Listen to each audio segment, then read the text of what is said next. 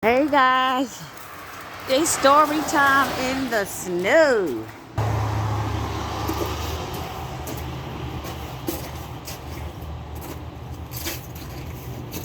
So let's do a story time in the snow, child. Look, the bus is splatting it all up on there.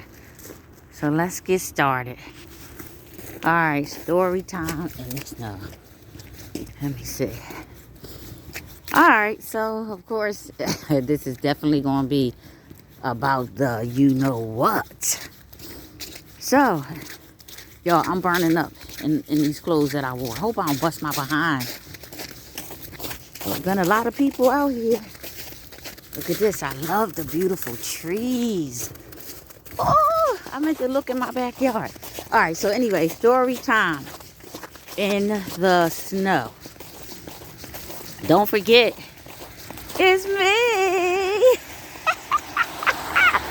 Oh, I want to do a butter story time in the snow. Okay, so how I knew, and maybe this will help answer some questions before you try to date somebody or what have you. So how I knew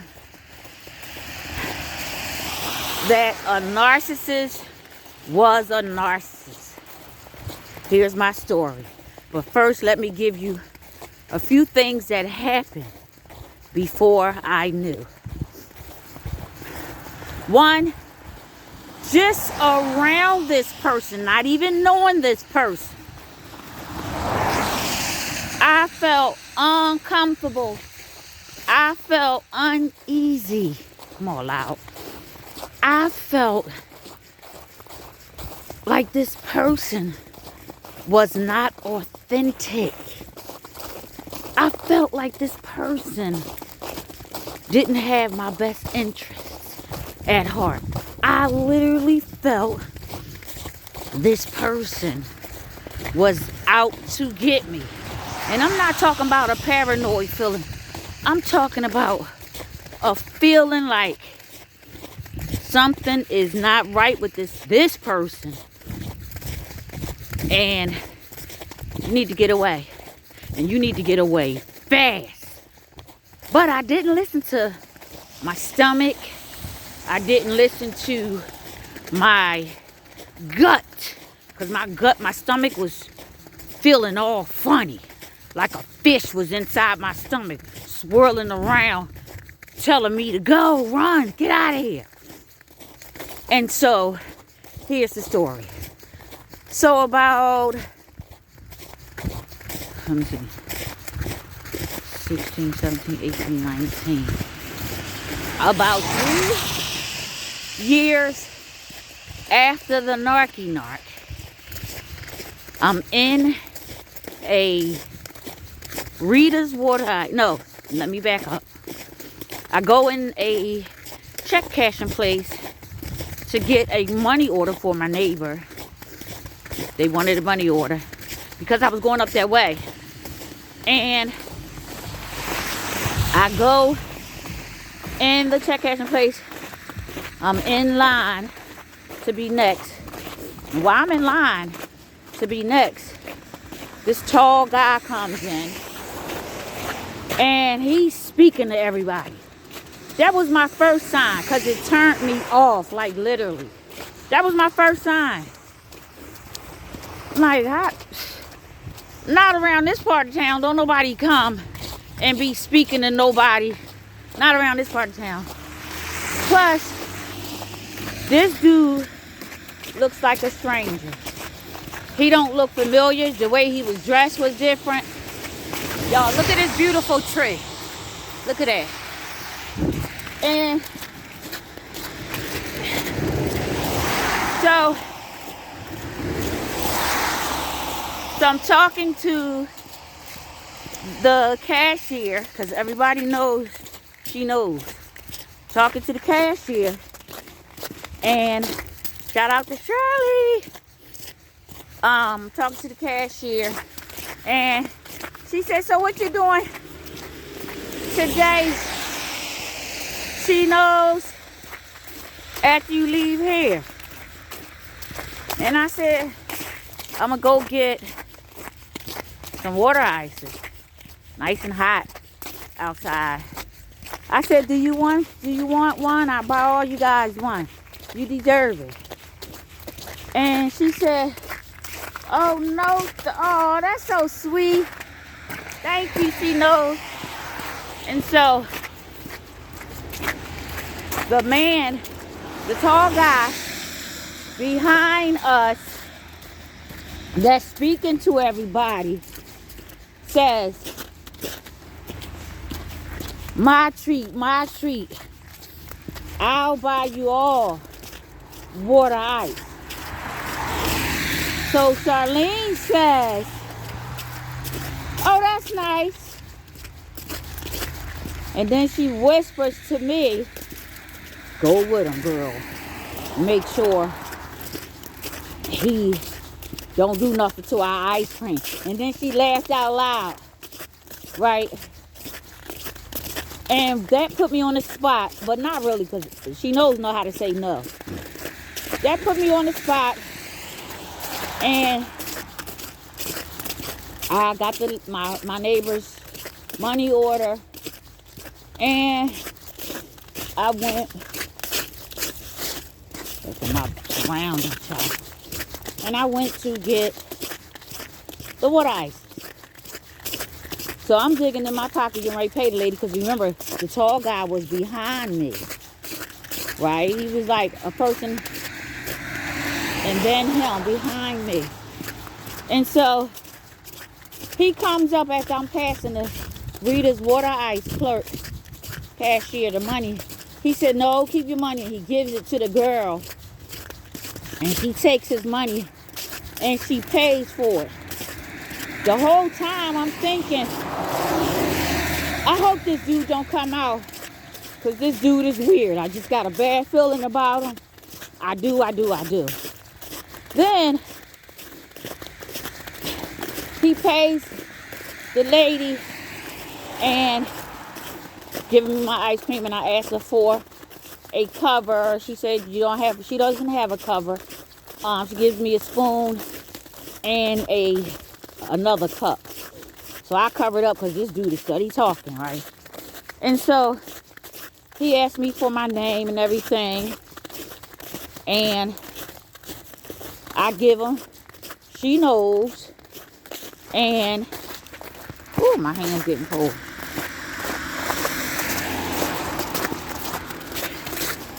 And he tells me his name, and instantly start boasting about himself. Yeah, I'm a truck driver. Telling me how much he make. I make X, Y, Z. And that's buying that makes that's nothing. That's what I do for the family. These my family in the street. You my family. Just talking all this shenanigan biscuit skittles, y'all. And so he started making me laugh. He started making me laugh. That got scared. And that's what narcissists do. They get you in a comfort zone. And so now I'm in my comfort zone, and he making me laugh. I can't even tell you what the jokes was about. But anyway, he gives me his number. Because at that point, I'm on high alert. Should have been that day too. I'm on high alert, and I'm not giving out my number, and I'm not giving out my real name or my address or none of that. So he gives me his phone number. He gave me like 3 phone numbers. That was another red flag. This is my cell phone number. This is another cell phone number. Y'all, look at how beautiful this is. Look at this. Look at this. Look at this. Let me take a picture of myself.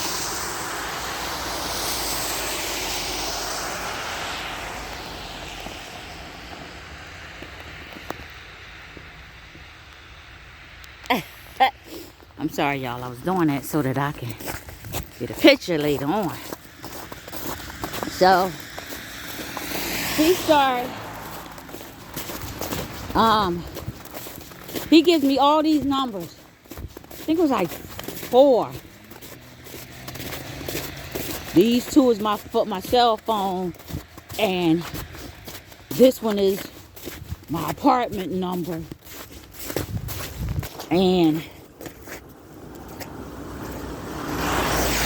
got snow all on me. And this one is my apartment number, and and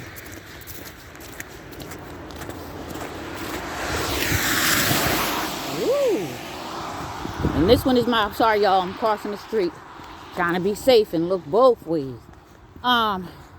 He says this one is my apartment number, these 2 is my cell number, and this is my business phone. What you need all that for? But anyway, you just said you was a truck driver. So, I said, okay. I go on about my business. And,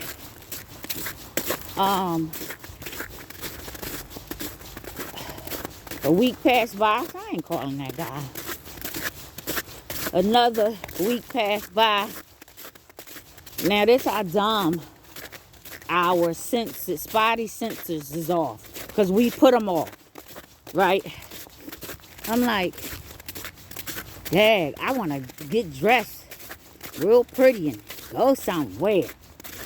Let me call that guy. And I'm like, nah, nope. I'm like, yeah, I'm going to call that guy. And I'm like, nah, don't call that guy, girl. You could get dressed, get pretty, and take your own self out. And I wound up calling him. He said, hey. I said, this he knows. He said, I know who it is. I've been waiting for you to call. I'm like, oh, okay. He said, listen, what you doing this weekend? Look, got straight to the point. But my mighty senses is on dumbfounded. Because soon as I hear that, I'm like, oh, yes, that's what I wanted to hear. What you doing this weekend? And I said, I'm not really sure what's going on. I'd like to take you out. I said, well, where? Well, I'm not a common man. I do spontaneous things. But I got to go to Philadelphia to go to 9th Street. I know y'all Philadelphians know what 9th Street is. That's where you go get meats and stuff. Kind of like a... Matter of fact, it's the first farmer's market before the farmer's market. And so... I thought to myself, okay, that sounds safe. Okay. So I was like, oh, okay. He said, well, this Saturday, I'll pick you up with your address. I said, no, you can meet me somewhere. So I gave him a area far away from my house. I had my child take me up, take me there and pick me up. And stood by nearby in the car so he could get the tags and everything else. And which he did. So he pull up, I get in the car. This is another sign, y'all. Pay attention. The car and the inside is traumatized. I mean, filthy, dusty, junky, filled with some of everything. And the guy, he looked to be about 65, like literally, y'all. So I get in the car and hold on. I get in the car. The car is filthy and nasty. All sorts of that. Sorry, y'all. I had to stop in Walmart real quick.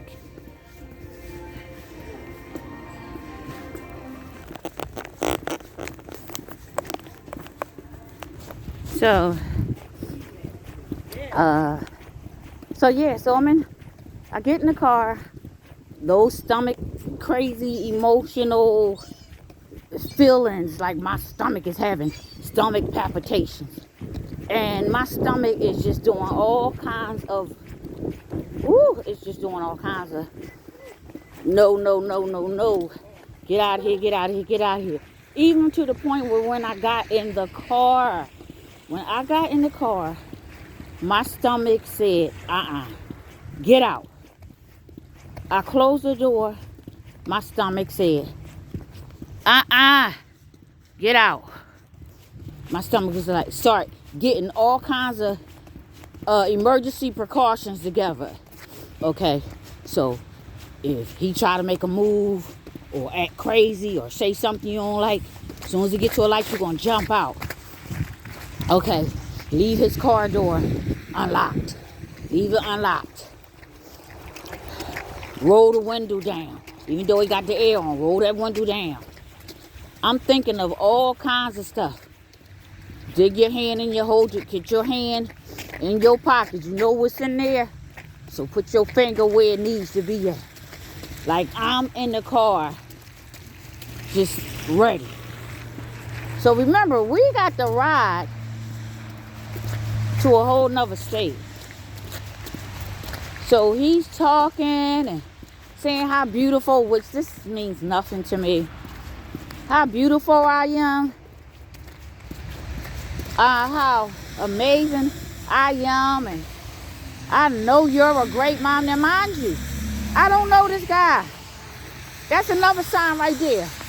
You need to be getting to know somebody before you jump in their vehicle. I don't know this guy, and he's telling me all this stuff. So now my antennas are up. Like, girl, you done did it now. This is a straight up narcissist. Just by the stuff. First of all, my guts, your guts gonna tell you. Trust me. But I just knew because he was just talking stupid. And so I said, you know, he trying to get information from me, ask me all these questions about me. Let me switch the conversation. So I start asking, which this next one of the questions that I asked him, y'all, I'm hot as I don't know what.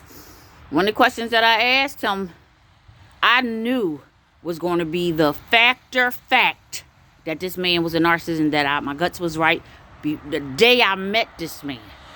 So I asked him, I said, do you have any kids? The way I said, you asked me all these questions about myself.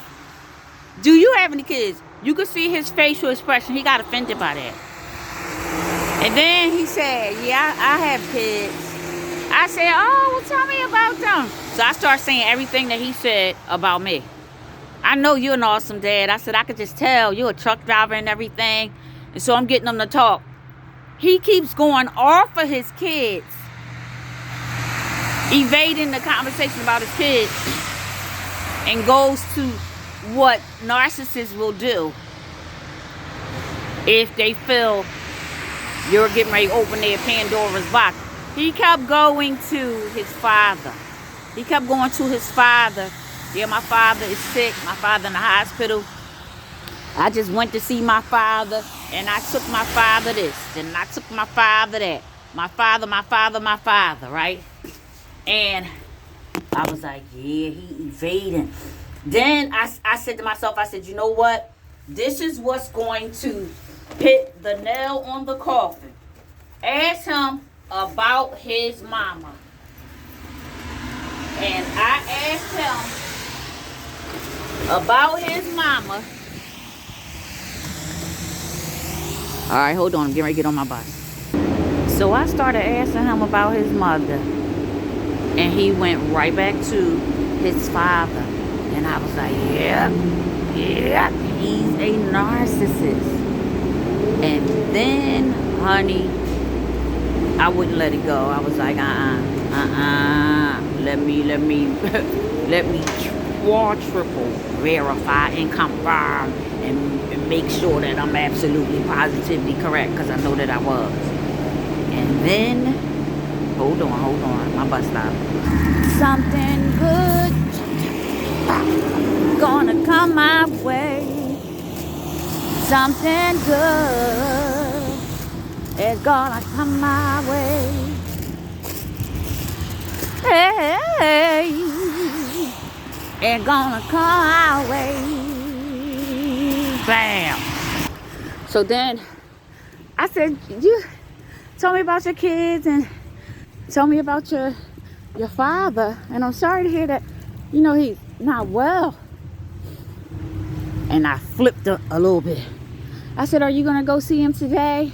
He said, yeah, I'm probably gonna go up there and take him his favorite snacks and da-da-da-da-da-da.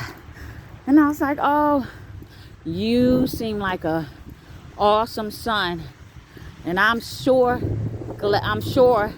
that they're glad to have you as a father and a son. And I went right back to the mom. I said, man, you really love your parents, don't you? I said, I know your mom is crazy. She probably spoil you still, don't you? And the more I talked about his mother, the more he snapped. Got frustrated, irritated, looking at me all crazy, rolling his eyes. And then I said, why you seem like you getting upset because I'm speaking to you about your mother. I said, that's your mother. I said, that's where you came from. And then I was like, you got your name from your woman, you came from a woman. I said, and if you got engaged, you got your game from one. Now at this point, I am nervous as heck, right? I'm nervous as heck. And then he snapped. When I said you got your name from a woman, from your mother, you came from a woman. That's actually Tupac. Shout out Tupac. Then he started banging on the steering wheel. And I look. I was like, oh my God. I done opened up crazy box. Forget about Pandora's box. Hold on, I gotta go into the store. Let me make sure this is the right store. Make sure. Yeah, this is the right store. Gotta return this package back to Scamazonian. Sending me some old crap. Alright, so it's a line. Alright, so hold it on. Let me drop off my package. And I'll get right back to you. I love you. Oops. This is going to be a part 2 because I have to go on my phone and get the barcode for the UPS cashier in order to return my